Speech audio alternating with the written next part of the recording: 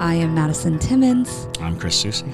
And we're paranormal specialists who live in the most haunted city on earth, Savannah, Georgia. Every day is Halloween in our line of work, so join us as we spin true tales of haunts, murders, and disturbing Savannah history.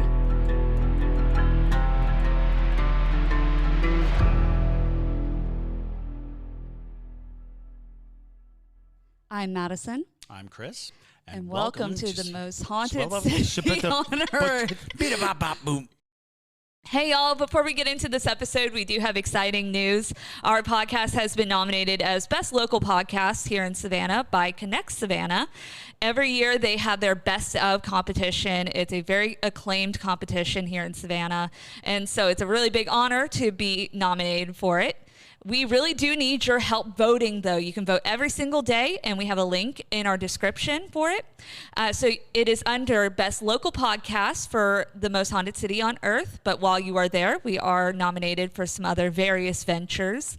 So Savannah Underground is nominated for Best Local Theater Production, and Chris's improv troupe, Odd Lot, is nominated for Best Local Comedy Troupe, and then JT was nominated for Best Local Theater Director, and that is under John Taylor Timmons, if you didn't know his full name by now. So, but we do really appreciate you guys voting, and it is a big deal if you win this competition. So let's be the first ghost podcast to win that category. Come on.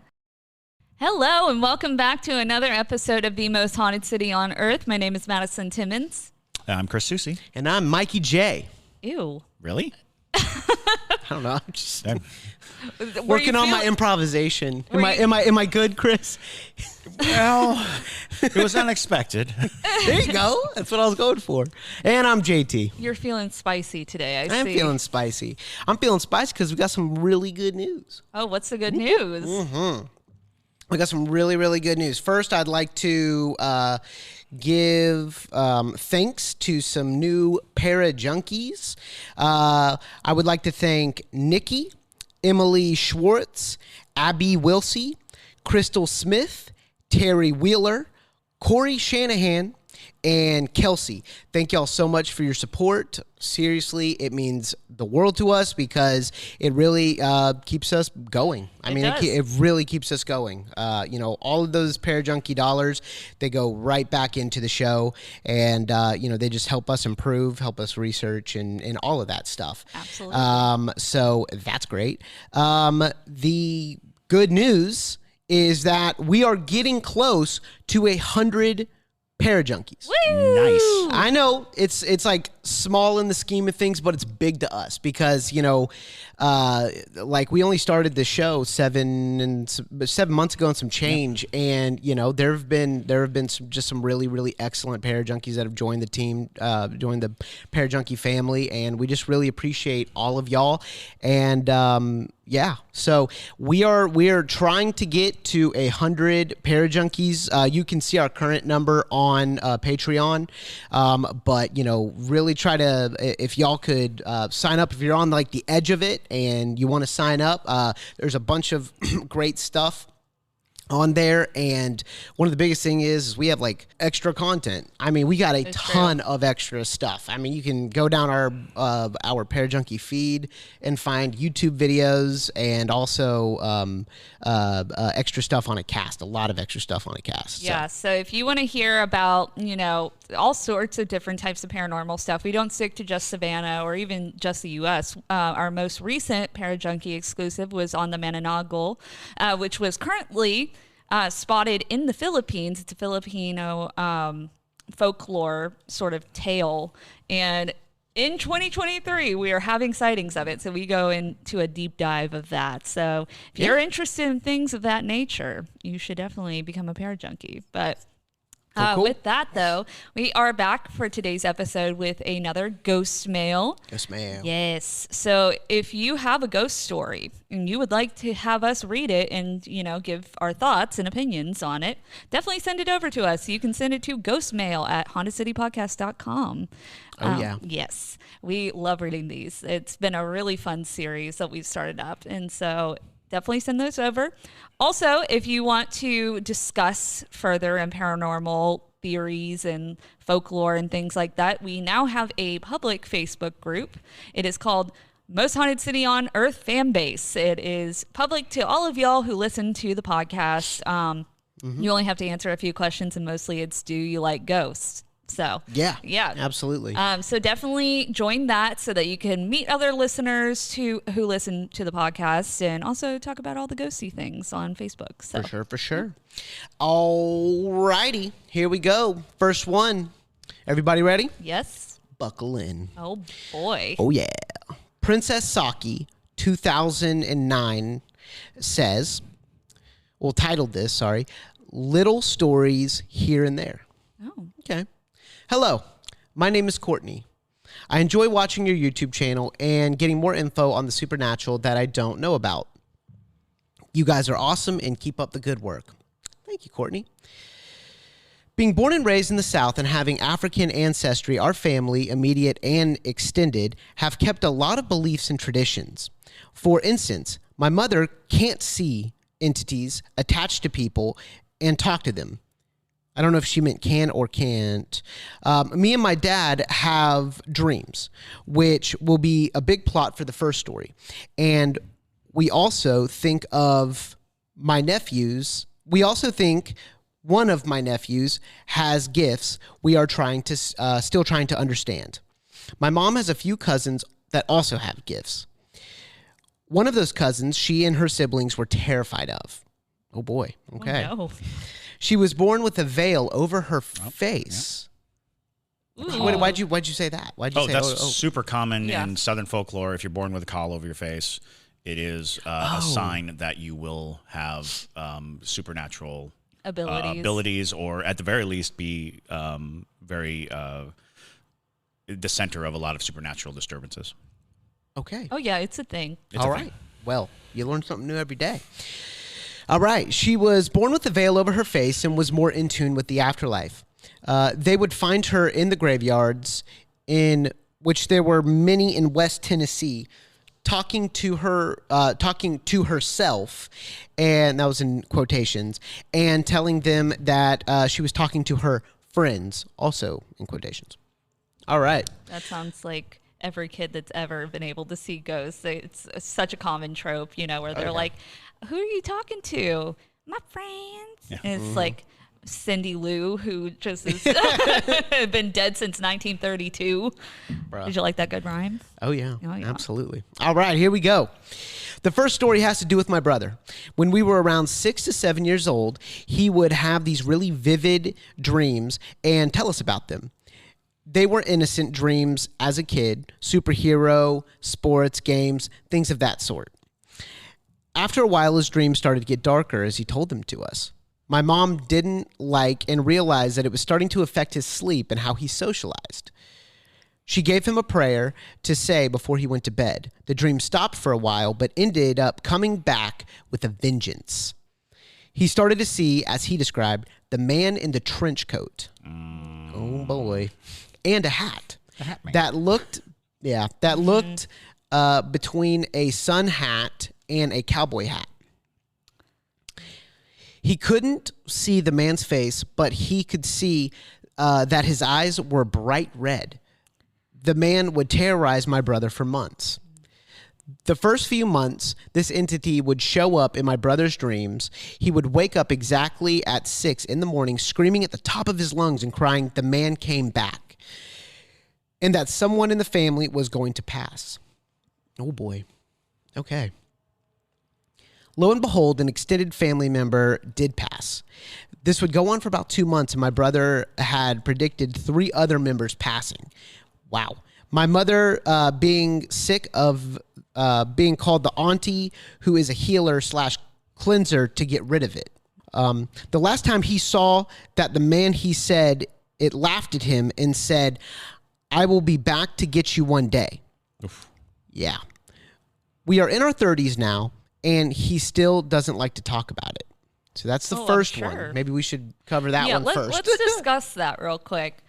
It is not, I wouldn't say a common gift, but I have known quite a few people, including my mother, who have had dreams of death. And my mom, would freak out about it whenever it would happen, because she told me that basically every time she dreamed of death, 3 people would die, and she didn't know who they would be. Right.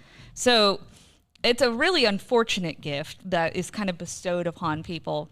Also, I've noted, I don't know why, but I've noted this through a line with them, and I don't know when your brother was born, but I've only known Virgos to have this gift.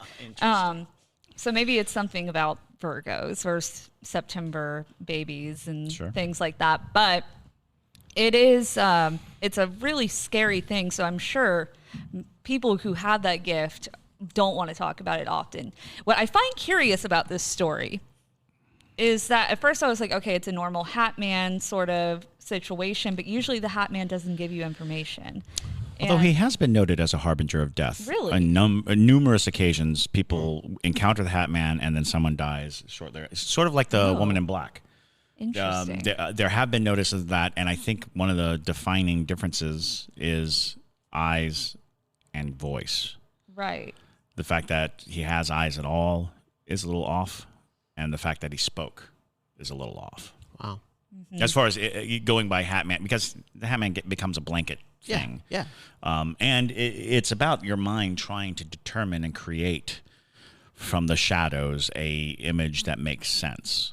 The mysterious person in a hat and an overcoat kind of fits into a lot of things because there's so many stories throughout history about the figure, the shadowy figure, the figure with the hat and the cape, that kind of thing. I always think of Spring Hill Jack, who was a Victorian era cryptid. He was he attacked people in London, but he would jump way up in the sky. But anybody who said they saw under his hat bill said that he had red eyes and he breathed sulfurous smoke. Oh, wow. That sounds, for lack of a better word, demonic. Yeah, exactly. It sounds like Insidious. Well, the guy who's walking out on the balcony in Insidious. That's what it reminded me of. Right. Now, like just trench coat man. Yeah. I have seen a few people who have commented on our TikToks, especially when we posted about the Hat Man, people saying that they've also seen the Hat Man, or at least what they believe to be the Hat Man with red eyes. I think that's a whole different entity than the Hat Man, because at least with my personal experience with the Hat Man, it was not that intimidating. It was creepy and definitely off-putting, but not to the point where it was like, oof, like I'm horrified to even talk about this entity. But from what I've noted is that the people who have seen it with the red eyes kind of have the same feeling or same sentiment. And that might just be a question of proximity of Hat Man. What is he trying to do by appearing to you? If he's there as a harbinger of death, which I think is common enough, then he carries with him all of this hard and terrifying knowledge. Yeah. Because most people I've encountered, he's like, the sleep paralysis demon. He's a thing that is present, oftentimes voyeuristically watching you, either from outside the door or outside your house. If he's in the room, he's usually in the corner, Right. And most people encounter him as this being that is present. But I have definitely heard people discuss the Hat Man and then tragedy coming after. Kind of Mothman-ish. That is kind of Mothman-ish. All right, on to the next one. Look, Bumble knows you're exhausted by dating. All the must not take yourself too seriously and 6'1" since that matters. And what do I even say other than hey? Well, that's why they're introducing an all-new Bumble with exciting features to make compatibility easier, starting the chat better, and dating safer. They've changed, so you don't have to. Download the new Bumble now. Thank you so much, Courtney. This one is from Bella Mia, and it is titled Vacation Ghost Story and has photos. Ooh. Oh, yeah. All right.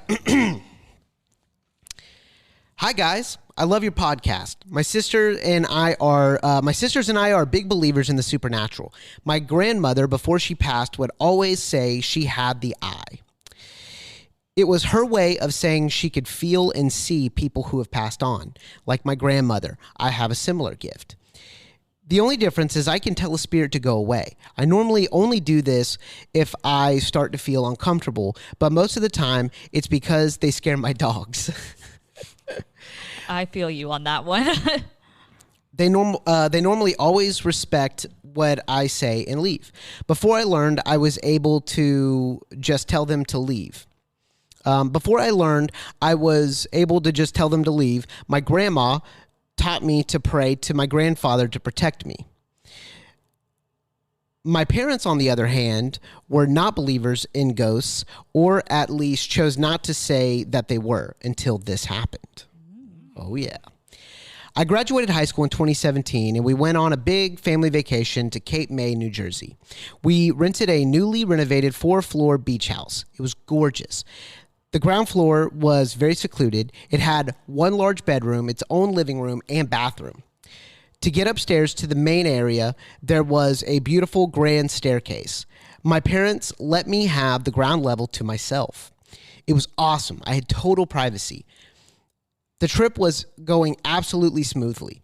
I felt no energy the entire time I was down there. It was so peaceful until the last night. We had left the beach early because there was a horrible in all caps, thunderstorm, like one out of a horror movie. As soon as we walked into the ground level, it felt a little off. I just chalked it up to the storm throwing me off. My family went upstairs to get cleaned up from the beach, and I went to take a shower right away. Once the bathroom started to get all steamy, I started feeling super uncomfortable. Again, just thinking the bad storm was making me nervous. The winds were so intense, the lights kept dimming and flickering. I finished up and went into the room to get dressed. I left the bathroom door open to let the steam out.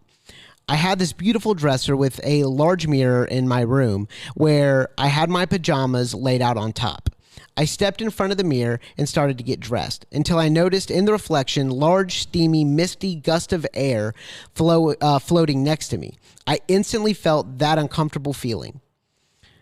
I started to examine it, and before my eyes, the mist turned into the shape of an older man with bushy eyebrows, long, raggedy hair, a long, unkempt beard. He had on a rain jacket and a large hat. The trench coat and the hat thing, man. Wow. And I couldn't tell if he was staring at me or himself in the mirror.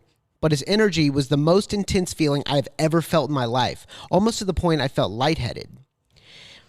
It was the feeling of fear and deep sadness. But because I was so scared, I was literally frozen by fear.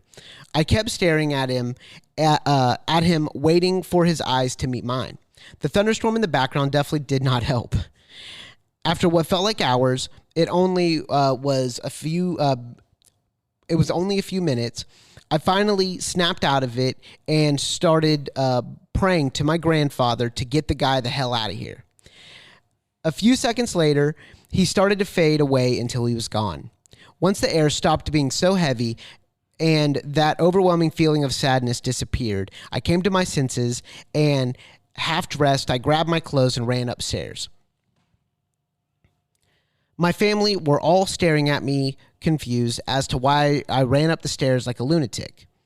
My little sister and 2-year-old brother were sitting at the table, and I didn't want to scare them, so I pulled my dad to the side and told him quickly, without getting into details, what happened downstairs. He turned white. Then told me to go sit with my siblings. He then asked to talk to my mom in the hallway. After seconds, I heard her scream, and I ran over. She looked at me, and the first thing she asked is if he was wearing a big hat and a raincoat. Oh boy.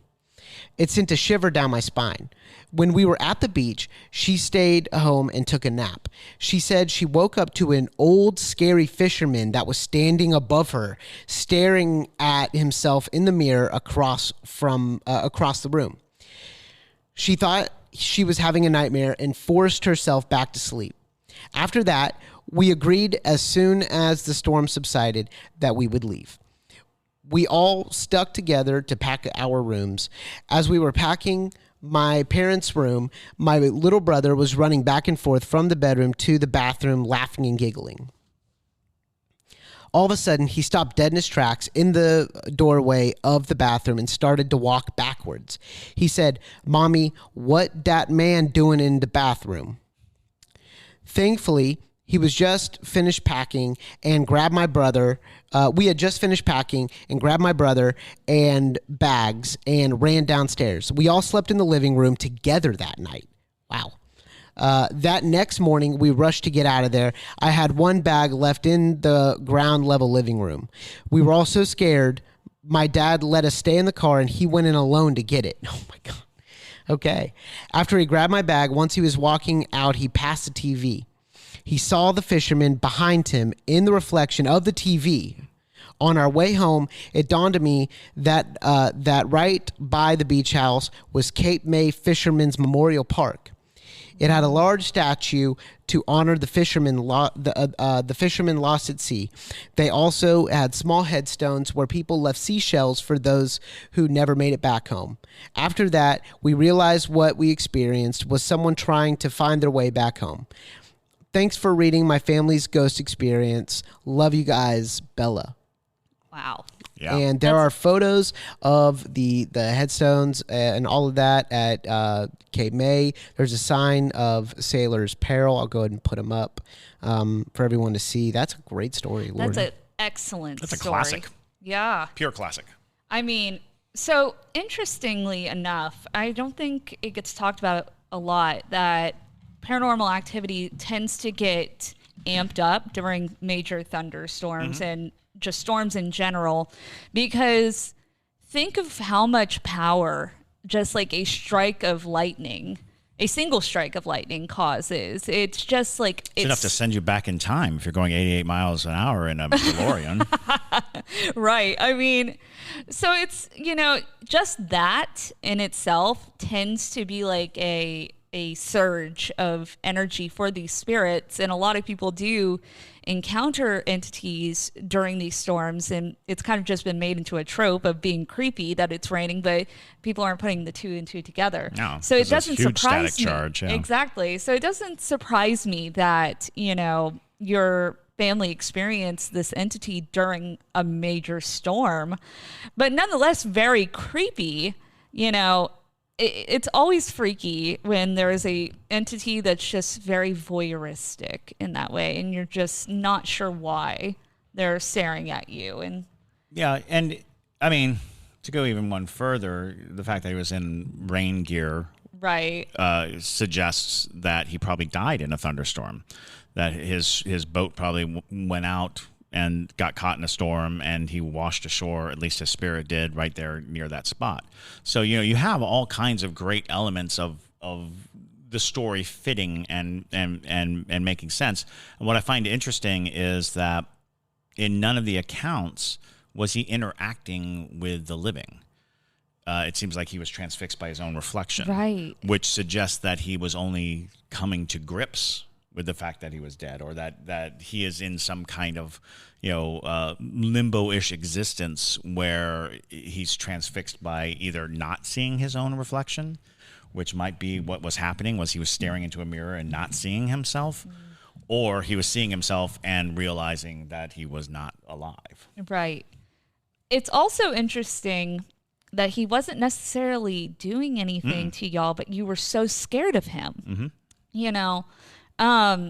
That just like gives me a good idea of what kind of energy it is, because whenever you get the heebie-jeebies or whatever, the oogie boogies, as you like to say.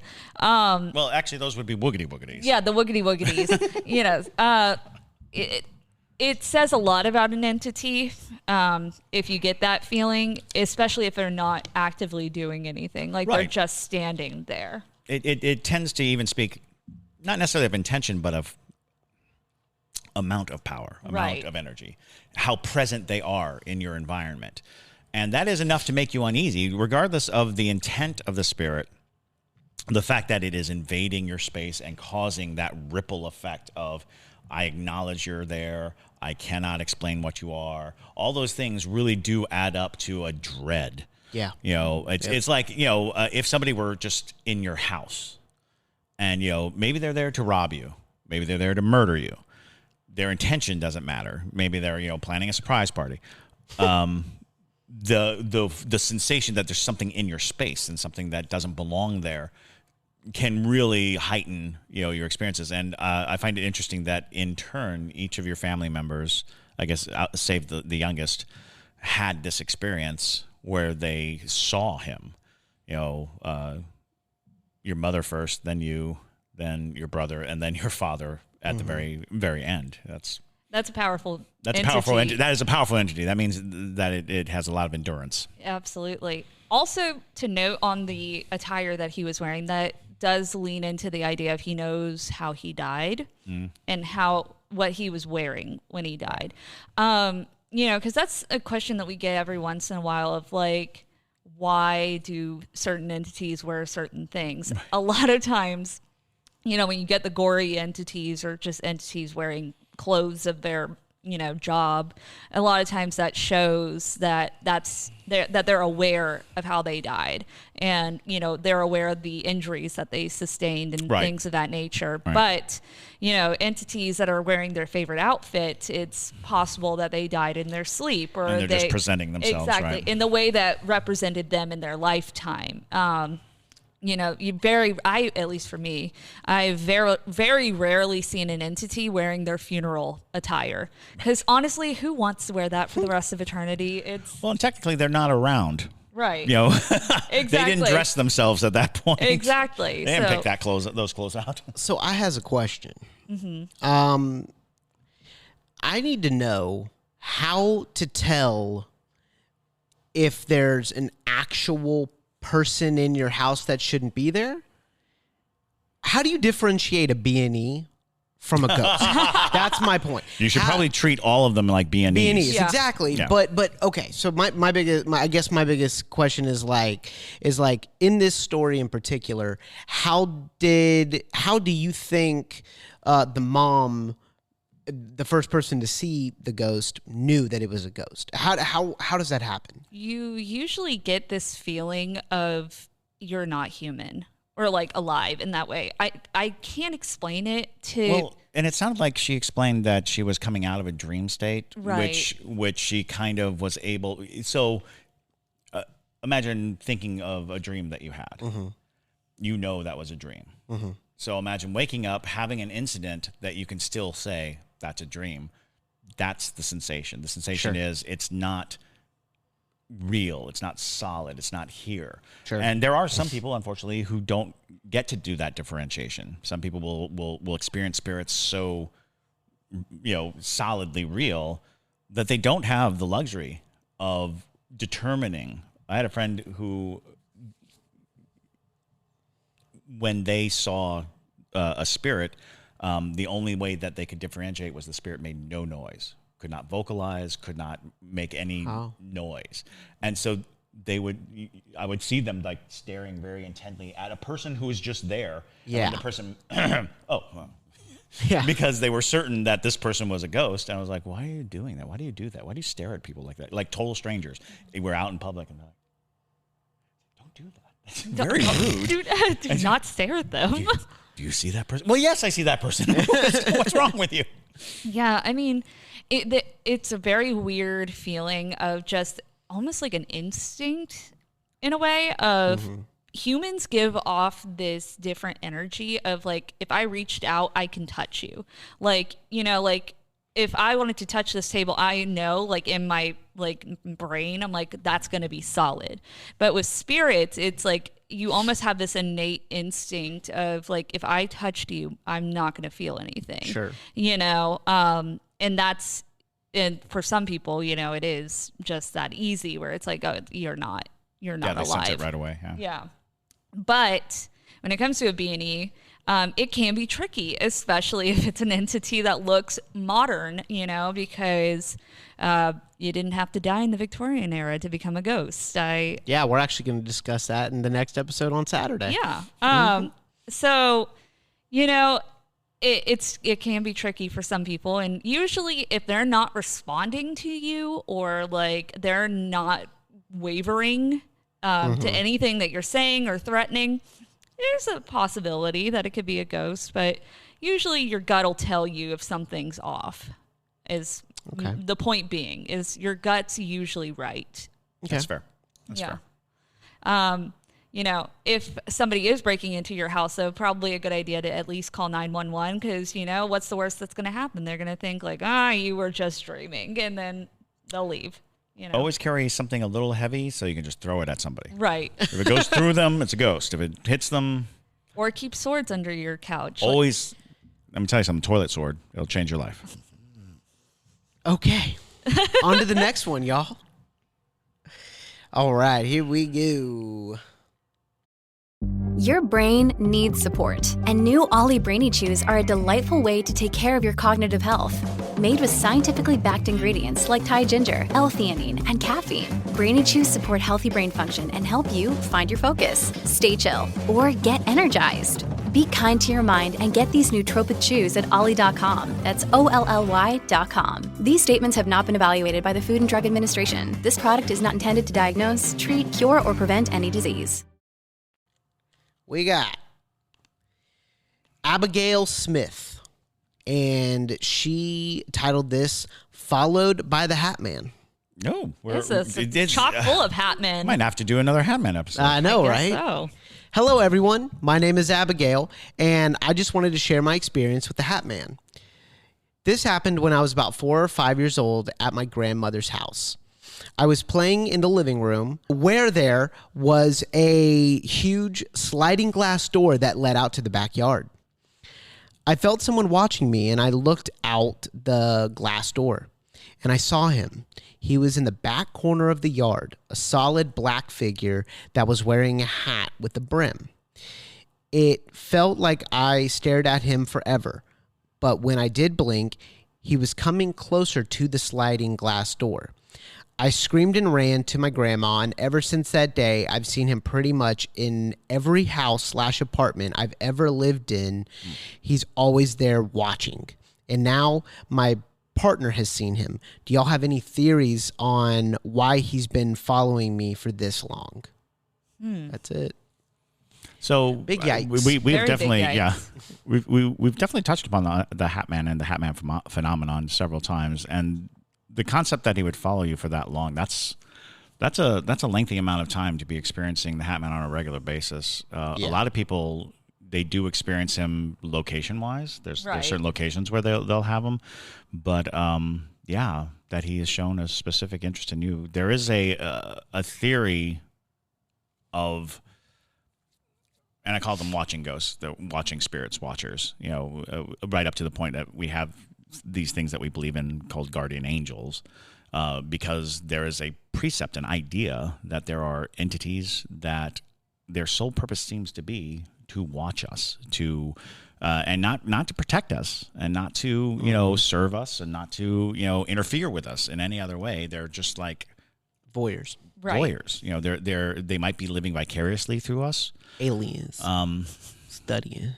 And interestingly enough, that when you were young, you had that very visceral response of screaming and running. I do not like the fact that he advanced on you. That's kind of that changes a little. That changes a little of the sensation of it, but it does kind of speak to whether or not he, chose you, whether this entity, whatever it is. Right. Once you see a spirit, oftentimes that is enough of a bond for a spirit to really want to be in your life. Cue the Full House music. Because it's true. You imagine that certain entities are out there feeling completely invisible, completely unseen, without any connection at all, and then somebody sees them. It becomes almost imperative that they not lose the person who defines them, who gives them any type of purpose. It's disturbing to think that it's been going on that long, and it's disturbing to think that now you have someone else who's seen him in tandem with you, because that does because the Hat Man's very innocuous. It's a very big thing, because we've got to realize about the Hat Man is his entire look is a shroud of mystery.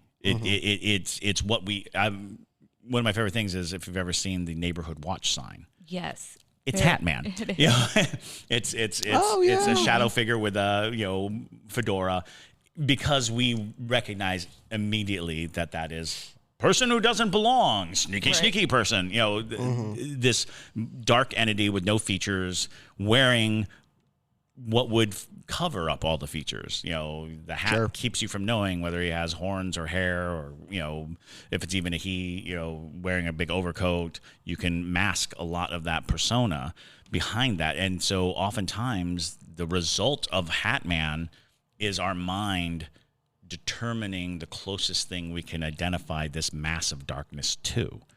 So so that gives a lot of room for what it is that you're encountering. It makes me kind of question if there's different levels of Hat Mans. Yeah. You know, it's because like with the other story about the Hat Man with the red eyes, it's like, is that like the boss level Hat Man, or well, is and it that one spoke? Right. Because I very rarely hear about a Hat Man speaking. Yes, exactly. And it's like, I wonder if like the Hat Man I experienced when I was a kid was like the mild one, like level 1 Hat Man. Observer Hat Man. Exactly. Observer, voyeuristic one. But as he builds his bond with you or connection, he progresses into different levels.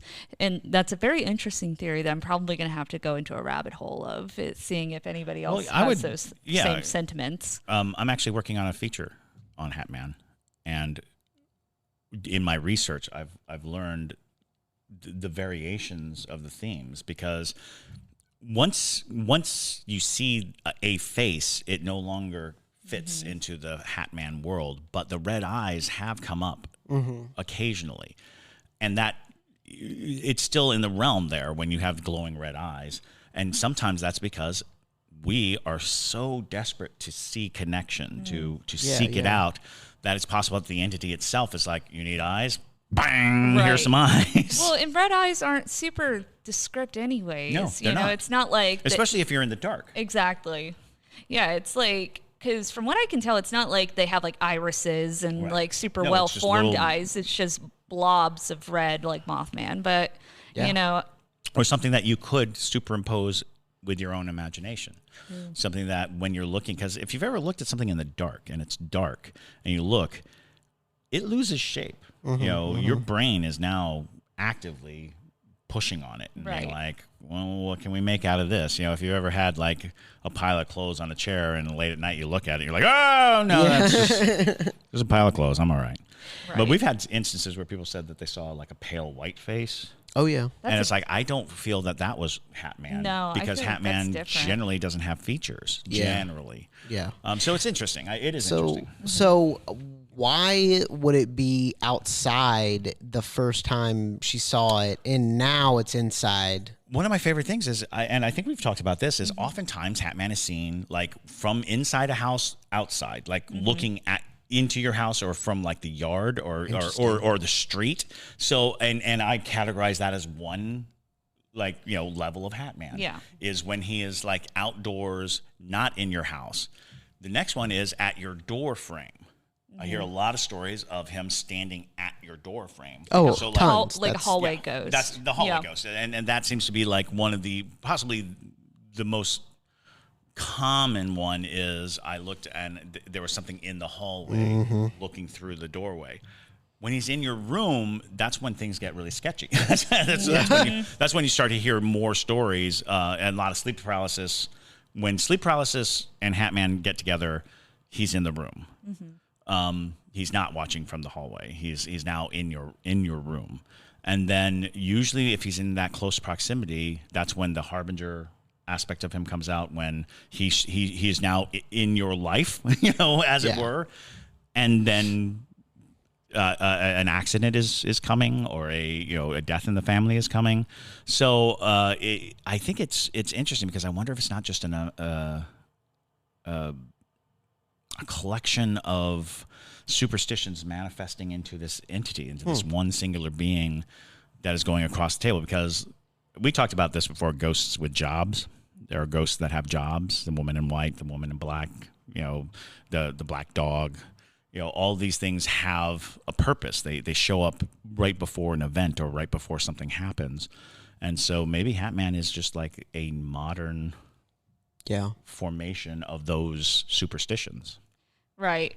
And I think because he's so malleable, it's not out of the realm of possibility that there's different types of Hat Mans, same as there's different types of just any type of non-living entities of sorts, because of the variation of hats that he wears. And I think a lot of that comes from, depending the region that you're from. If you're living in a place where people often wear cowboy hats, maybe that's why, or like near places where people wear cowboy hats, maybe that's why you're seeing that.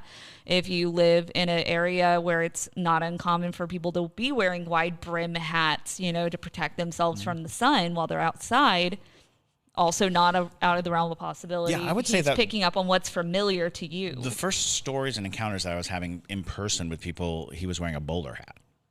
And the bowler hat, because I met 3 different people from totally different places, totally different things, talk about seeing a shadow in a bowler hat, to which I was then introduced. A bowler hat is the derby hat. It's the round. Oh, okay. And it's a very tight. Yeah. Got it. And so I was like, Charlie Chaplin or something like that. Okay. So when Hat Man started coming around, I was like, I've heard stories about this Hat Man, and they're like, he has a wide brim hat. I was like, oh no, that's not the story I heard. That doesn't fit. And I actually house sat at somebody who claimed that there was a bowler hat man in their house, and he would turn the faucets on and off. And one night the faucet came on, and just to get their attention? Likely, that would be the most likely thing. But, water pressure and bad washers can cause a sink to turn on. Yes. So I went to go turn it off, but as I entered the bathroom, it turned off. And that one I couldn't explain. Couldn't explain why it would turn off. I can explain why it turned on, water pressure against the, plumbing. But when it turned off, I was like, all right, I'm going to sleep in the living room tonight. Yeah. Now, my Hat Man had a top hat, which is not also super uncommon. A lot of people have claimed top hat. I've heard the top hat. The Babadook. Right. But, and I feel like a lot of that could come from my own fascination with old-timey things. So, it seems to think that they kind of are able to identify like what's going to get their attention. Right. That's fair. Because that would get my attention. I'm like, okay, old-timey top hat man. Right. Old-timey top hat man. My sister would see the same thing though. Top hat. Always. It was always top hat. And see, that's crazy. Yeah. And my sister is very matter of fact, so she wouldn't like sugarcoat it. But I don't think either of us ever saw red eye. So maybe we got the good end of the deal with the top or the Hat Man. So yeah, I mean, maybe different Hat Men are more evil than others, and there's some really nice, curious Hat Men. It's completely possible, and it's completely possible that we're not even dealing with the same thing. That we have come to an understanding of a Hat Man. Yes. Right. But that doesn't mean all Hat Men.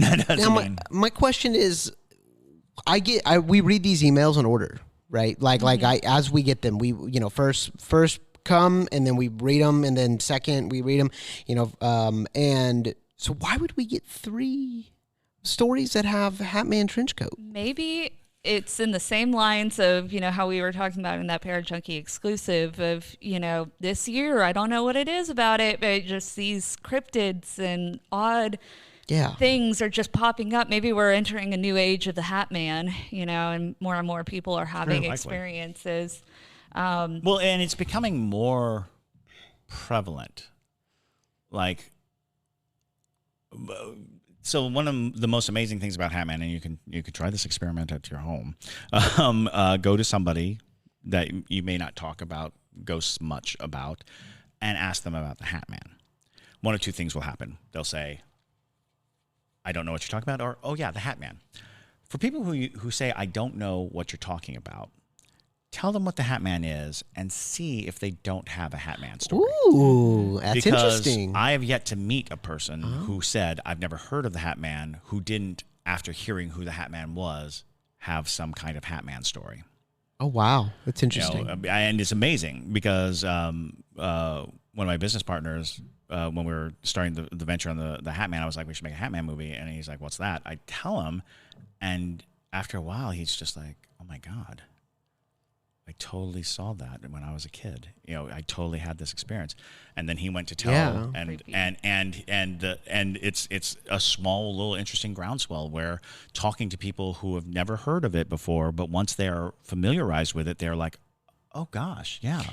If they hadn't had the direct experience, they have heard of somebody who was like, oh yeah, you know what? I have heard of that. All right, I need anyone listening that has a Hat Man story, send in your ghost mail, because now we gotta read some Hat Man stories. It's the age of Aquarius and also the age of the Hat Man. Yep. Yes, we're yep.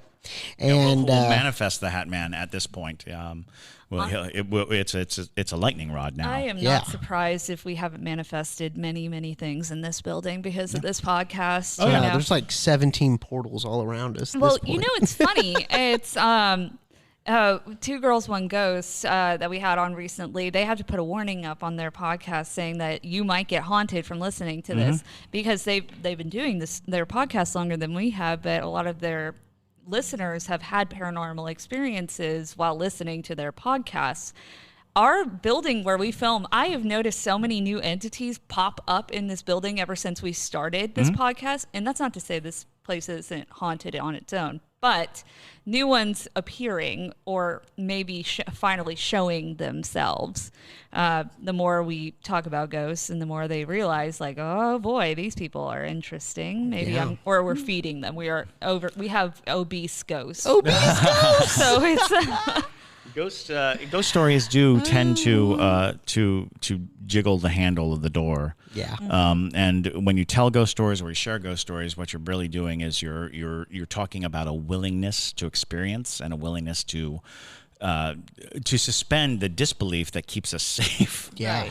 And once you start stepping past that barrier and into a world that allows for this stuff can become very accessible to anyone, which is interesting because there are a lot of people whose first statement is I don't want to see, or I believe but I'm afraid, and those notions do help keep them safe. But when you start opening that door, when you start like really letting it in, the spirits understand that it's a safe place to express themselves and to show themselves, and then things happen, and then people have these experiences. So if you've had any ghostly experiences while listening to the podcast, or around, send that in so that we know what kind of influence there is going on out there, and if that hypothesis is even correct. This is scientific research. Yes. Well, at the very least, it's we posit the theory that the more you listen to and the more open you are about ghosts and ghostly things,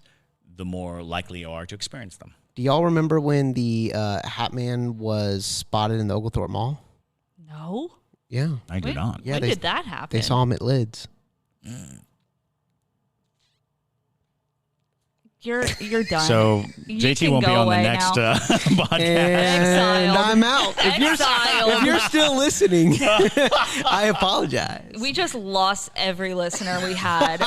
They're all like, I'm done with this. Unsubscribe. Actually, please like and subscribe. Please like and subscribe. You're going to ask after that. He's like, please forgive me. Please forgive me. No. But on the hauntings of this building, actually, we are going to be doing a little investigation here pretty soon. So that's going to be a Parajunkie exclusive, I believe, correct? Our investigation of the building. So if you want to hear more about our overfed ghosts and see what we find in here, definitely become a Parajunkie, because I'm really excited to see what exactly we capture, because we've been pulling at this rope with one in particular, but I want to see if we can get a confirmation on that. But with that, though, if you don't already follow us on social media, go ahead and follow us on TikTok, Instagram, all the good things under Haunted City Podcasts. You can check out our website called hauntedcitypodcast.com if you want to follow us over there, also to get some fun merch and all that sort of thingies. And then also we've got Patreon, of course, if you want to become a Parajunkie and join us over there. But with that, though, my name is Madison Timmons. I'm Chris Soucy. And stay spooky, y'all.